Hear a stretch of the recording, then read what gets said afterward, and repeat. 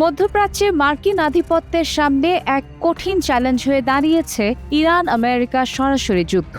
গত ২৮ ফেব্রুয়ারি শুরু হওয়া এই সংঘাত এখন দ্বিতীয় মাসে পদার্পণ করেছে, যেখানে মার্কিন বাহিনীর জন্য ক্ষয়ক্ষতির তালিকা দীর্ঘ হচ্ছে।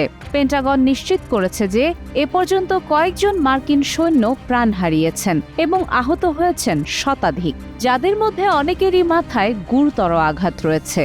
রণক্ষেত্রে এই ক্রমবর্ধমান হতাহত কেবল ওয়াশিংটনের সামরিক কৌশলকে প্রশ্নবিদ্ধ করছে না, বরং একটি দীর্ঘস্থায়ী আঞ্চলিক যুদ্ধের আশঙ্কাকে আরও ঘনীভূত করছে।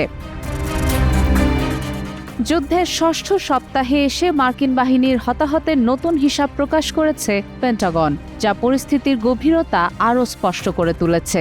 পেন্টাগনের তথ্য অনুযায়ী চলমান যুদ্ধে এখন পর্যন্ত ১৩ জন মার্কিন সেনা নিহত এবং ৩৬৫ জন আহত হয়েছেন। নিহতদের মধ্যে অন্তত ৭ জন সরাসরি শত্রুপক্ষের হামলায় প্রাণ হারিয়েছেন। কুয়েতে ইরানের হামলায় ৬ জন এবং সৌদি আরবে আহত হওয়ার পর আরও একজন সেনার মৃত্যু হয়েছে। আহতদের মধ্যে ২৪৭ জন সেনাবাহিনী, ৬৩ জন নৌবাহিনী, ১৯ জন মেরিন এবং ৩৬ জন বিমান বাহিনীর সদস্য রয়েছেন। এদের বড় একটি অংশ অভিজ্ঞ ও মধ্যম পর্যায়ের সেনা সদস্য। এর আগে শুক্রবার ইরান দাবি করেছে তারা পৃথক দুটি হামলায় যুক্তরাষ্ট্রে একটি A-10 ওয়ারথগ এবং একটি F-15 যুদ্ধবিমান ভূপাতিত করেছে। ওই ঘটনায় একজন পাইলটকে উদ্ধার করা হলেও আরেকজন এখনও নিখোঁজ রয়েছেন। যুদ্ধের এই উত্তেজনাপূর্ণ পরিস্থিতিতে হরমুজ প্রণালীকে ঘিরেও নতুন উদ্বেগ তৈরি হয়েছে।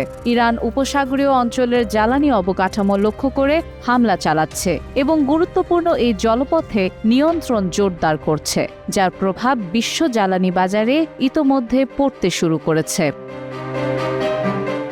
এদিকে মার্কিন প্রেসিডেন্ট ডোনাল্ড ট্রাম্প জানিয়েছেন আগামী ২ থেকে ৩ সপ্তাহের মধ্যে ইরানের বিরুদ্ধে আরও কঠোর সামরিক পদক্ষেপ নেওয়া হবে।